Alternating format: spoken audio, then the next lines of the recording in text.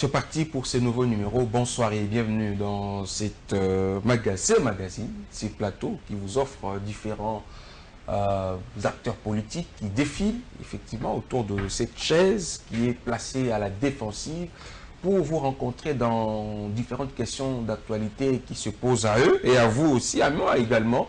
Ce soir, nous avons le réel plaisir de rappeler cet invité qui est passé effectivement la semaine passée, parce que nous sommes là pour vous servir et vous l'avez voulu. Voilà, nous avons fait votre volonté.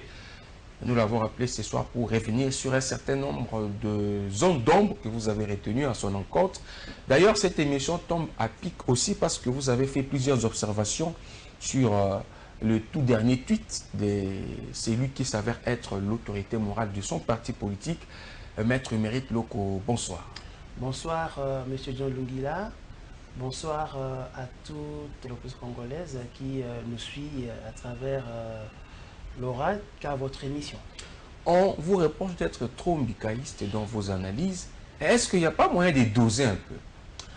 De toute façon, si être mbikaïste, c'est être rationnel, je préfère demeurer mbikaïste. La rationalité n'est pas mbikaïste, il faut qu'on se le dise. Si, parce que ces réflexions à lui sont très cartésiennes et il demeure rationnel. Mais vous, vous tombez dans la subjectivité. Non, je ne pense pas qu'en répercutant une pensée rationnelle, on soit subjectif. C'est bien au contraire. Lorsque nous-mêmes voyons que l'autorité morale, notre parti, le président Stephen Bikayi, réfléchit, et chaque fois quand il réfléchit, il fait bouger les lignes de la politique congolaise. Alors nous pensons qu'il faut suivre plutôt ce qu'il dit, ses réflexions, parce que, en fait, nous sommes de son parti et on a une ligne politique que nous respectons. Il est trop provocateur, surtout dans ses tweets. C'est là où on lui reproche un peu beaucoup. Ces tweets provoquent beaucoup de polémiques. Le tout dernier, c'est quand il parle de la reconfiguration de la classe politique, qu'il voit un peu chaude l'année 2023.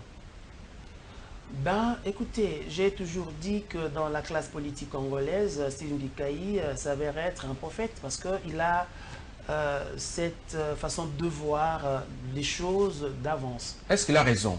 Je vais en venir. Il faut d'abord définir l'homme. Lorsque nous étions en 2016, il a prédit tout ce qui se passe aujourd'hui. Et donc, ce qu'il pense aujourd'hui, ce qu'il prédit aujourd'hui, je peux vous rassurer que c'est ce qui se passera en 2023. Alors, comment voulez-vous qu'il ait tort et pourtant ce qu'il dit s'avère être vrai? Dans la Mouka, par exemple, quand il dit Fayoulou, c'est le leader, il fait une concurrence à Bemba et à Katumbi. Est-ce que ce n'est pas de la polémique qu'il veut créer au sein de la Mouka? Dire le contraire, c'est leurrer. Il veut diviser la Mouka. La vérité est là. La vérité est là. Fayoulou, aujourd'hui sans conteste, est le maître de la Mouka. Souvenez-vous, M. Donlongela, je vous ai dit en passant l'autre fois que la Mouka était un bateau fantôme avec plusieurs têtes à sa commande. Mais seulement, la personne qui sera capable de jeter par-dessus bord les autres prendra les commandes de ce navire. Alors aujourd'hui, nous voyons que Fayoulou a réussi à mettre de côté les autres. Mais ils se sont décidés de se mettre ensemble dans une présidence rotative. Pour l'instant, c'est Moïse Katumbi. Qu'à cela ne tienne, vous avez la présidence, mais Fayoulou à la main, c'est le peuple. Donc, dans l'opposition... Mais ça fait un tout. Tant mieux pour la Mouka. Nous ne sommes pas dans la Mouka, mais nous disons ce que nous voyons. Nous constatons que la Mouka, avec ses 5 leaders, il y en a un qui se démarque des autres. Il y en a un qui est porté par les autres. Et d'ailleurs, la prise des positions des autres présidents de la Mouka, ou les co-présidents de la Mouka, est toujours mal vue par la population qui soutient la Mouka. Mais en quoi 2023 sera chaude pour la Mouka, par exemple? 2023 sera chaude, pourquoi? Parce que cette année, qui va représenter la Mouka comme candidat? Ils vont faire comme ils ont fait à Genève. Non, mais à Genève, ils ont dit que Fayoulou était, disons, un candidat par accident. Eux, pensé au départ à Katumbi, qui a été mis de côté par la législation. Ils ont pensé à Bemba, qui avait des années judiciaires. Ils ont pas pensé à Félix Tshisekedi, qui s'en est démarqué. Il dit, ben moi je veux, il savait qu'il va réussir. Parce que le DPS, qu'on se le dise, n'est pas un parti qui est né hier. Eh bien, ils ont dit, bon, faute de mieux, on prend Fayoulou. Mais c'est Fayoulou qu'ils ont pris, mais ils ont créé un monstre. À eux de les tuer. Alors, on va venir maintenant, revenons à Cash. Il dit, bon, dans Cash, le chef de l'État, c'est Félix Tshisekedi. À qui le prochain tour? À quoi veut insinuer Steve Mika? Mais parce que nous ne savons pas quel est l'accord qu'il y a entre l'UDPS et l'UNC. Il y a un accord de Cash qui dit clairement qu'en 2023, c'est Vital Kamere. Pourquoi voulez-vous diviser Kamere de Félix Tshisekedi? Il n'y a pas de division possible. Si. Donc tout ça, il faut savoir que le peuple a le dernier mot. Les calculs politiques et politiciennes, généralement, vont à l'encontre de la pensée populaire. Le Cash peut penser, mettre en selle Vital Kamere, mais la population peut dire le contraire, que nous voulons continuer avec Félix. Donc il y aura quand même du grabuge dans l'air à ce moment-là. Alors nous voyons de loin, alors ce grand penseur, j'ai toujours dit qu'il était comme un aigle. Vous savez, l'aigle a une faculté, il peut monter très haut et voir très loin. C'est ce que fait Steve Mikaï. Donc dans sa pensée, il peut monter très haut mais il n'est pas immortel. Très loin. Il n'est pas immortel. Non, c'est un humain. Je vous confirme, c'est vraiment un humain. Aussi, oui. Bon, c'est vraiment un humain. Et un humain, mais seulement un humain différent. Qui n'est pas sain aussi. Ben, la sainteté, il me aussi. semble qu'il n'y a que Dieu qui soit saint. Il n'y a pas un humain qui soit saint. Je vais être saint, bon, tant mieux, mais je pense qu'il n'y a que Dieu qui est saint. Je ne le suis pas. Voilà, Voilà. je suis Donc, humain. lui non plus ne l'est pas. Voilà, je voulais le rappeler. Maintenant, parlons de FCC. Là, c'est sa famille politique. Et on pensait peut-être qu'il allait faire fi, mais il n'aménage pas sa famille politique où il dit, bon, Joseph Kabila règne en roi sans concurrent. Voilà, il a une légitimité incontestée, acceptée par tous. Qu'est-ce que cela veut dire? Cela veut dire ceci. Que la démocratie au FCC n'existe pas, c'est Kabila qui décide, c'est ça? Non, mais enfin, vous avez mal lu ou lu ce tweet à l'envers. Ah, je ne suis pas un aveugle. Non, je n'ai pas dit l'étudiant Lungila, j'ai dit vous, c'est-à-dire ceux qui interprètent si bizarrement ces tweets. Non, lisons-le avec vos lunettes. Écoutez, le FCC est la pensée d'une personne. Joseph Kabila Kabange. Il a voulu restructurer un peu la classe politique. Il a créé une tendance, il a créé un mouvement avec la crème intellectuelle, la crème politique de la RDC.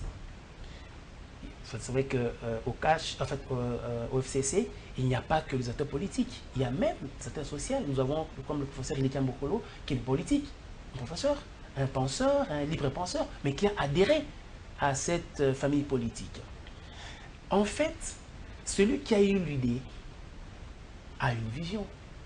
Et quand on a une vision, on a toujours dit qu'on a aussi la provision, c'est-à-dire les moyens d'accomplir cette vision. Alors, dis-moi un peu, en dehors de Kabila, au FCC, qui peut prendre le commande aujourd'hui? Personne. Ah bon, il y a constipation. Parce qu'en fait, tous les acteurs politiques au sein du FCC se reconnaissent en Joseph Kabila Kabange. Parce que, moi j'ai toujours dit, Kabila aime ce pays, il aime le Congo. Lorsqu'il a eu la pensée de créer le FCC, c'était pour que les gens n'aillent pas divaguer en politique. Mais quel sera le problème au FCC d'ici 2023? En quoi au FCC ça va chauffer aussi? Au FCC, c'est la démocratie pure.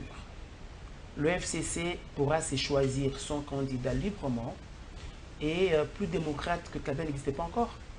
Nous devons savoir, on doit le reconnaître, qu'il est le père de la démocratie. Pour avoir fait quoi? Attendez. Allez-y. Depuis qu'il y a eu rupture constitutionnelle avec le coup de force de Mobutu, les premières élections en RDC ont eu lieu avec Kabila. Mais c'est pas seulement pour, mais grâce à la pression de l'opposition aussi. N'oubliez pas Etienne Tshisekedi et tous ces acteurs politiques, Vital Kamerhe, Martin Fayoulou, même la chef de l'État. Est-ce que je peux quand même réfléchir calmement? Acceptez aussi que je vous pose des questions. Oui, mais me laisser réfléchir et que les questions suivent. Sinon, il y aura... Vous allez me couper le fil des idées. Hein? J'ai besoin de ces feelings. Et vous disiez que Kabila était le père de la démocratie. Je m'explique. Je dis que depuis la rupture constitutionnelle avec le coup de force de Mobutu, mettant de côté Kasavubu, les premières élections ont eu lieu en RDC en 2006. Et ce, grâce à un seul homme, Joseph Kabila Kabange. Son feu père, Laurent Désiré Kabila, pensait un jour qu'il y ait des élections. Mais c'est son fils qui les a organisés. Il faut rappeler que c'est la mort qui a En ce moment-là, précipité. attendez, le Congo était fragmenté. Nous savons qu'il y avait il y avait le seigneur de guerre. À l'est, au nord et parti. Donc le Congo était fragmenté. Est-ce que le mérite revient à Kabila seul? Attendez, oui, attendez. Allez-y. Attendez. Kabila s'est rabaissé. Tout chef de l'État qu'il était, il est allé vers les autres. Il dit, mais venez, on va laisser le peuple choisir qui de nous peut diriger ce pays, mais tout en réunifiant le Congo. C'est ça, c'est rabaissé selon vous? Mais oui, mais enfin, il pouvait rester Mais seul. il n'avait pas le choix aussi. Non, il n'avait pas mais le choix face à la pression et à l'avancée du groupe rebelle. Il n'avait pas le choix. Non, mais les groupes rebelles qui faisaient que tuer des Congolais, qui ne faisaient que trucider, qui faisaient que piller, il s'est rendu compte il a cédé à la mieux pression. valait pour lui protéger la population congolaise contre les mêmes fils du Congo qui l'a tué, qui l'a pillé et qui l'a violé. C'était pas une stratégie pour conserver son pouvoir? Non, une stratégie pour mettre le Congolais à l'aise. Et rester au pouvoir. Bon, pas forcément. Il en était le bénéficiaire. Parce qu'en 2006, il n'a imposé à personne de voter pour lui. Nous avons voté pour Kabila en 2006 à cause des hauts faits, à cause de tout ce qu'il a eu à réaliser au Congo. Même si Bemba n'était pas d'accord. C'est comme ça que, bon, écoutez, quand il y a élection, il y a toujours contestation. Vous parlez de ces élections, évoquez ces contestations aussi, c'est ça la vérité. Ici, même Jésus-Christ, s'il se porte candidat au Congo, il y aura toujours une opposition. Parce que les Congolais sont contestataires. Et parce que nous sommes dans une démocratie au Congo. Ok. Donc on peut dire que c'est tout à fait normal qu'un candidat malheureux puisse revendiquer avoir gagné. Ça se passe partout comme ça. Il y a très peu qui sont élégants. Alors moi, je croyais que mon vieux Fayoulou serait élégant. Hein. Par exemple, pour dire, écoutez, j'ai fait des élections, on va voir en 2023, hurrah, bravo à Félix qu'il continue le travail. Donc vous allez voir que chez nous, le Congolais, la culture, ce n'est pas celle de reconnaître sa défaite, mais celle de dire qu'on a gagné, même si en fait, on vous donne un plateau, une tribune pour les démontrer, eh bien, vous n'êtes pas à la mesure de le faire. Donc je voudrais revenir sur Joseph Kabila Kabange, qui est le pas de la démocratie. À ce titre, il fédère tous les démocrates autour de lui. Et au FCC, il y a des démocrates qui sont là. Ceux qui pensent que pour accéder au pouvoir, il faut consulter impérativement le peuple. Reconnaître le pouvoir du souverain primaire. Parce que seul le peuple peut dire « je veux X qui puisse régner sur moi » et non pas Y comme cela a été décidé au mois de décembre passé. Ma question, est-ce que ces mérites reviennent à Kabila seul? Kabila seul, non. Mais à Kabila, oui. Parce que il incarne cette famille politique qui a amené le Congo à une démocratie. Vous oubliez les combats d'Etienne Tshisekedi, de toute l'opposition d'ailleurs, qui a exigé la tenue des élections après autant de reports. Ben, écoutez, l'opposition politique a fait un travail, a abattu un travail des titans. Mais celui qui a ouvert le jeu politique, c'est Kabila. Et je lui dis merci. Alors, le tweet de Mbikaï vient mettre de l'huile au feu. Alors. De l'huile au feu pour ceux qui refusent de réfléchir. Mais si Mbikaï, je reconnais en lui une liberté de penser. Autant il respecte l'autorité morale du FCC, autant il lui est soumis, autant il est prêt à l'écouter à tout moment, mais autant ce cartésien fait une production intellectuelle. Oui, mais un prophète de malheur. Qui peut vous léser. Un prophète de malheur. Qui peut vous léser, mais il a le mérite de vous dire des vérités en face. Mais seulement Seulement en politique, ceux qui disent la vérité, on ne les aime pas. Doit-on prêter oreille à un prophète de malheur? De malheur, non, mais un prophète qui vous dit des choses vraies qui peuvent arriver. Et en vous disant, si l'on y prend point garde, voilà ce qui peut arriver. Il vous dit des choses qui peuvent permettre aux Congolais d'avancer. Lorsque en 2016, j'aime bien revenir à cela, les gens pensaient que la voie royale pour chasser Kabila, c'était la rue. Mais lui a pensé autrement. Et en ces moments-là, moi je me rappelle du jour où il a parlé de la transition, il a été insulté. Mais après, lorsqu'il y a eu transition, les gens s'est bousculés au portillon. Oui, parce qu'on n'aime pas la transition, on ne veut pas, mais ça sort tout le monde à la fin. Mais la transition a aidé à ce qu'il y ait alternance aujourd'hui. Vous avez été servi par la transition. C'est ce qui est dit aujourd'hui, chef de l'État. Mais c'est parce que la transition a produit des élections convenables. Et cette transition a été pensée par quelqu'un, c'est Sylvie Mikaï. En fait, moi, aujourd'hui, j'attends des excuses de la part de tous ces détracteurs, ceux en 2016 qui sont allés dans différentes chaînes de télévision, l'insulter parce qu'il a dit « Je ne veux pas de la rue. Les Congolais vont mourir, on cassera, on pillera. » N'oubliez pas que c'est un syndicaliste. Il n'existe pas un tribunal dans ce sens. Il faut pas le dire. Même celle-là, ça n'existe pas. S'il vous plaît. Oui. C'est un syndicaliste. Il sait que le monde de l'emploi n'aime pas le désordre. Ils sont pas les bus. Et il savait encore que si trouble il y avait, le Congo allait faire plusieurs bonds en arrière. Ne confondez pas. Mais ce qu'il a produit comme idée, c'est-à-dire d'aller à une transition qui possiblement dans le Congo aux élections, eh bien je pense que c'était une idée divine. Alors ceux qui étaient contre, j'attends des excuses aujourd'hui. Ne confondez pas l'église à la politique. Non, mais je n'ai pas dit qu'ils demandent pardon, des excuses. Qu'ils soient élégants. Moi j'aurais souhaité que même ceux qui ont été ministres pendant la transition, hein, mais qui ont insulté Mikaï parce qu'il a parlé de la transition en 2016, puissent quand même reconnaître qu'ils avaient tort. C'est ça l'élégance. Peut-être les injures vont encore se multiplier avec ce tweet, mais n'attendez pas les excuses après. Bon. De toute façon, les insultes ne viennent que de la part des faibles, ceux qui ne sont pas capables d'aligner un raisonnement.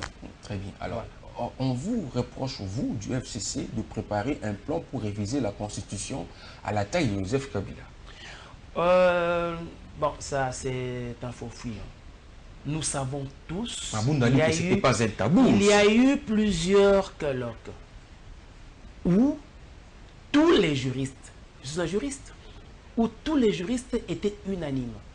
La constitution congolaise est inadaptée dans certaines situations politiques de notre pays. Par exemple, notamment. Voilà. Cette histoire qui nous a amené à la transition de l'article 92. La Constitution est muette pour nous dire s'il n'y a pas d'élection, que devient le chef de l'État? Est-ce qu'il démissionne ou il continue? Il reste en fonction jusqu'à l'installation de ce nouveau président élu. Et s'il n'y a pas de nouveau président élu? Il reste en fonction. C'est pas ce que la Constitution dit. Mais quelle interprétation vous faites de cet article? Ce n'est pas ce que la Constitution dit. Il y a un obscuri libelli là-dedans. Il y a un non-dit. C'est-à-dire? Bon, je vais vous expliquer très clairement. La Constitution dit ceci. Le chef de l'État reste en fonction jusqu'à l'installation effective du nouveau président élu. Pour que le chef de l'État puisse rester en fonction, il faut impérativement la présence d'un nouveau président élu. C'est alors qu'on fait une transition, c'est-à-dire une période charnière, entre entre le dépôt du pouvoir de l'ancien président et la prise du pouvoir du nouveau président. C'est ça, cette période-là. Mais ce n'est pas ce que dit réellement l'article 92. C'est ça qui nous a amené à une transition. Il a fallu que nous puissions réfléchir ensemble et avoir un entendement commun. Mais quel amendement faut-il pour cet article? Attendez, mais il faudrait que désormais nous puissions savoir que devient le chef de l'État au cas où il n'y a pas un nouveau président élu. Et pour ça, il faudrait une révision. Il faut compléter l'article. Et dire soit il démissionne ou qu'il continue. Et vous voulez aussi qu'on passe à un suffrage direct, mais c'est direct, indirect, ça veut dire que c'est les députés qui vont voter. S'il vous plaît, je suis en train d'énumérer les différents couacs que moi je trouve dans notre Constitution. Il y en a plusieurs. Et là, je veux rejoindre le professeur Mbata. Et une fois, j'ai été dans un colloque qu'il avait organisé. Bon, tout en saluant, tout en saluant l'existence de cette constitution qui nous a apporté plus de bonheur que de malheur, mais nous lui reprochons quand même le fait que cette constitution nous apporte aussi beaucoup de problèmes à résoudre. Alors, il faut, j'explique, donner un exemple. S'il y a une 38, c'est parce que cet article n'était pas très correct. Alors maintenant, je pense qu'il y a d'autres articles aussi qui ne régissent pas convenablement la vie politique congolaise. Vous allez voir que notre constitution, c'est pratiquement la sœur incestueuse de celle française. Hein, elle est plus adaptée à d'autres pays, mais pas aux nôtres. Oui, mais qui ont élaboré cette constitution? Je vais donner un exemple. Qui ont élaboré Moi, je suis contre le fait que le gouverneur de province soit élu par le provincial. Je suis contre. Moi, je voudrais qu'il soit nommé. Par qui? Par le chef de l'État. Ainsi, on peut prendre un Mukongo, il va travailler au Kassai, on prend un Moulouba, il va travailler... Vous avez dit qu'il soit nommé par qui? Par le chef de l'État. Qu'on lui reconnaît ce pouvoir de pouvoir nommer les gouverneurs. Que le chef de l'État nomme le gouverneur. Bien sûr. Donc on fait un pas en arrière. Parce qu'il peut bien les démettre de la fonction. Alors là, il va nommer que le gouverneur de sa famille politique. Nous avons besoin d'une cohésion nationale.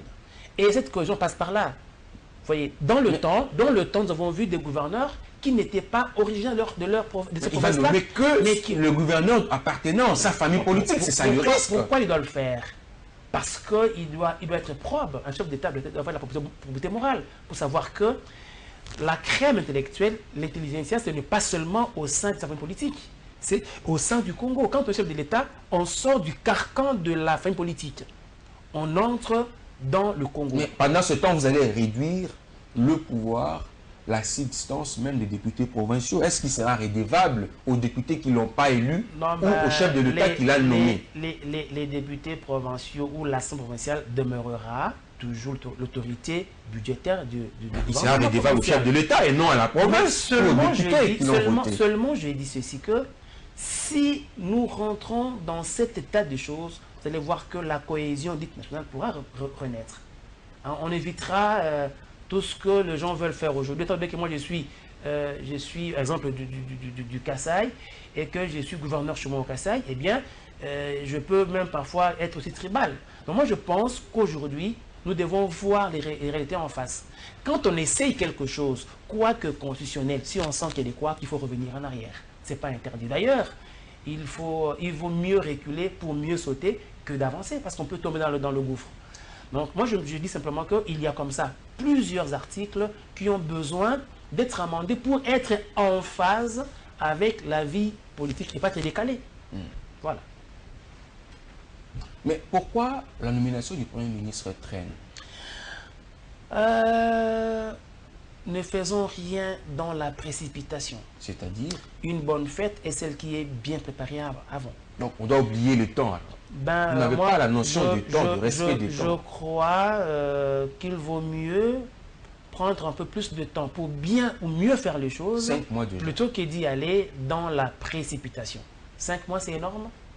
Mais je peux vous dire qu'en Belgique, ils ont passé à un moment donné une année presque sans gouvernement. Le Congo n'est pas la Belgique. La Belgique, c'est une petite ville à comparer à... C'est un État. Un Congo sans gouvernement pendant 5 mois, vous trouvez ça normal? Est-ce que le pays n'est pas gouverné? Par qui? Mais des intérimaires. Bruno Tshibala est là. Des intérimaires. Bruno Tshibala est Premier ministre jusqu'à preuve du contraire. Ils n'ont pas tout le pouvoir. Jusqu'à preuve du contraire. C'est vous qui avez resté au pouvoir. Mais est-ce qu'ils ont le droit de signer... Est-ce que vous avez... Tshibala a le droit de signer un décret, un arrêté ou ses ministres? Est-ce que vous avez restreint le pouvoir de Tshibala? Mais est-ce que ces ministres agissent par arrêté? Non. Comment vous dites non? Je ne suis pas là pour vous dire ce que le gouvernement est en train de faire, mais il faut savoir que les actions du chef de l'État continuent à s'exécuter à travers ce gouvernement. Le 100 jours, ce ne sont pas des anges qui sont venus l'appliquer, c'est le gouvernement Tshibala Bouchi qui continue à l'appliquer. Donc moi je crois que le Congo continue à être gouverné et un gouvernement, seulement que nous attendons le gouvernement qui sera l'émanation de l'actuelle Assemblée nationale. Donc je voudrais bien que demain on ait un Premier ministre, mais je voudrais qu'il soit probe, qu'il soit quelqu'un qui va être unanime par tout le monde, et même si Mbika peut aussi le devenir. Ah oui, tant mieux alors. Il a les charismes pour ça. Tant mieux. Mais le profil du Premier ministre, selon vous? Ben, je l'ai dit, il faut quelqu'un qui soit d'abord un vrai Congolais, d'une probité morale, qui soit un technocrate, qui soit quelqu'un qui connaît réellement le problème du Congo et des Congolais, et qu'il ait aussi un plan réel pour le résoudre. Parce que c'est une chose de connaître le problème du Congo, c'est autre chose de pouvoir avoir un plan pour le résoudre. Donc, moi, vous m'excuserez, hein, je vois en Steve Mbikaï celui-là qui peut bien prendre la primature. C'est normal. Voilà. Alors, pour le gouvernement qu'on attend, vous pensez qu'il doit être composé de combien de ministres? La taille du gouvernement? Le Congo est d'abord un pays aux dimensions éléphantesques. Il faudrait, ne pensez pas qu'on doit avoir 20-30 ministres. Moi, je crois, même si c'est la taille du gouvernement du Chibala, ça peut aller. Donc ça fera une affaire. Le Congo est vaste. Prenez un avion, sillonnez le Congo, vous allez voir que le Congo est vaste. Il a besoin d'hommes partout. Il a besoin de beaucoup de ministres au gouvernement. Bien sûr, pour ne pas trop les charger, pour qu'ils soient habités, pour alléger un peu la gestion de la chose publique. Vous parlez d'allègement de la gestion ou vous parlez de le caractère budgétivore? Parce qu'il faut payer tous ces ministres. Le Congo ne manque pas. La caisse va saigner. Le trésor public va saigner. Ne manquera pas d'argent. Il suffit de mettre un frein à tout ce que nous déplorons comme gabegie financière, comme détournement et autres. Et je crois que le Congo ne peut pas manquer d'argent. Cet argent doit servir à payer des ministres ou à s'occuper des problèmes des Congolais. Le ministre touche combien? C'est justement des idées un peu... Au-delà de 13 000 $, 14 000 $. Ce n'est pas vrai. Sans compter des primes. Ce n'est pas vrai. Le ministre, à peine c'est 10 millions de francs congolais. Ils ne vont pas au-delà. Donc, ce sont les pensées que les gens ont à la rue qui, du reste, n'est pas forcément vrai. Donc, moi, je ne voudrais pas que au travers de vos tribunes, vous puissiez faire voir au peuple qu'il faut impérativement être ministre dans la vie parce qu'il y a beaucoup d'argent là-bas. C'est comme ça que même les scientifiques, les professeurs, laissent la recherche pour devenir politique. Mais parce qu'ils sont maltraités. Non, moi je crois qu'aujourd'hui... En termes de salaire. Non, moi je pense qu'aujourd'hui, il faut beaucoup d'argent dans la recherche et contenir les professeurs à la recherche. Je n'en veux aucun qui soit ministre. Vous craignez un professeur à la tête d'un ministère? Non, je voudrais plutôt les professeurs à la recherche. C'est pas discriminatoire? Mais pourquoi? Mais c'est une crème scientifique, le professeur. Pourquoi en faire un politique? N'a-t-il pas le droit aussi d'être nommé ministre? Un droit naturel, mais seulement que pour la bonne marche, hein, la bonne administration du pays, le Congo veut être émergent en 2030 et tout ça. Mais pour ce faire, nous avons besoin d'une production scientifique convenable. Et pour l'avoir, il faut la recherche. Et les chercheurs, ils sont là. Et on ne doit pas les utiliser en politique parce que quand ils s'y trouvent, ils oublient la recherche justement. Donc moi je suis bien d'accord qu'il y ait une enveloppe conséquente pour la recherche pour contenir tous ces grands savants que je salue d'ailleurs en passant, oui, qu'ils soient là pour produire de nouveautés au Congo. Vous l'avez dit la fois passée, évidemment, le secrétaire a estimé que vous devenez de plus en plus taquin aux professeurs. Non, en revanche, je voudrais plutôt leur envoyer l'ascenseur. Ils nous ont formés et moi je pense qu'ils doivent continuer à former. En s'opposant à leur nomination au gouvernement. Écoutez, moi je vous ai dit, si je suis ministre, je suis libre de tout faire. Si je sens que j'ai un besoin, je peux consulter une faculté, un professeur. Mais il ne faudrait pas prendre le professeur au risque même de faire en sorte que les étudiants ne l'aient plus à temps plein. Il faut laisser la science aux scientifiques, la politique aux politiques. Merci. Ainsi, on sera bien géré. Votre mot de conclusion? Mon mot de conclusion, d'abord merci à tous ceux qui ont voulu que je repasse aujourd'hui. Loin de moi l'idée d'être taquin, mais seulement que je voudrais qu'on réfléchisse avec objectivité.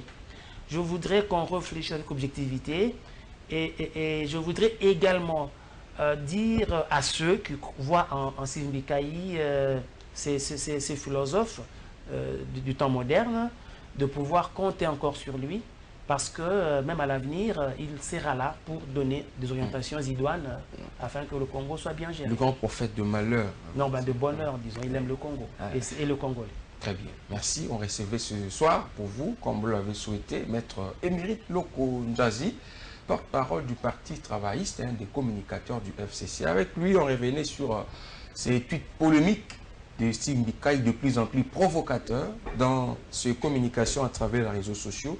Vous avez compris ce que voulait dire porte-parole du PT. Portez-vous bien, on va vous retrouver le mercredi prochain autour d'un autre invité avec une autre thématique. La rediffusion, c'est déjà demain jeudi à partir de 9 h. Au revoir, merci. Merci à Maurice Jugando, Papi Maondeke, Jules Chubamba, Aglaï Baïdi pour la réalisation de cette nouvelle production. Au revoir.